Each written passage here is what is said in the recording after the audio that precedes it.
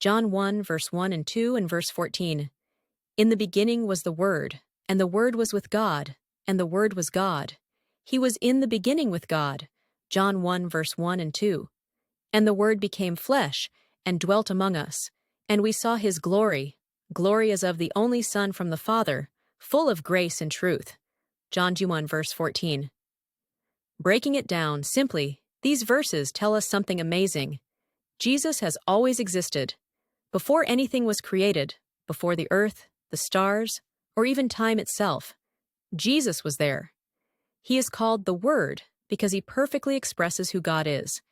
He was with God, showing he is distinct from the Father, and he was God, showing he is fully divine.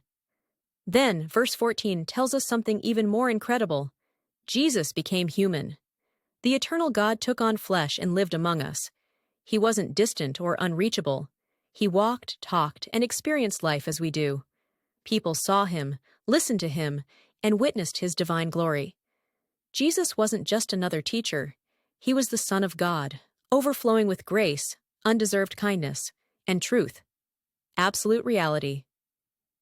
Why this matters today, Jesus reveals God to us.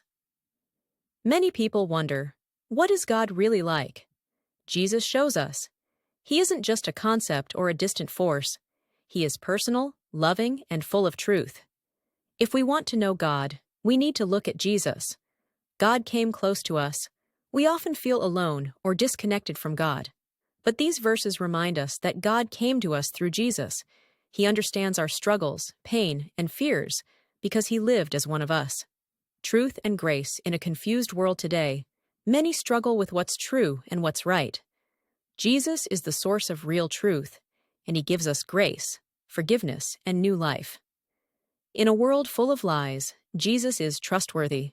An invitation to know him, Jesus isn't just a historical figure. He is alive today. He invites us to know him, trust him, and follow him. God is not distant. He has spoken to us through Jesus. Will you listen,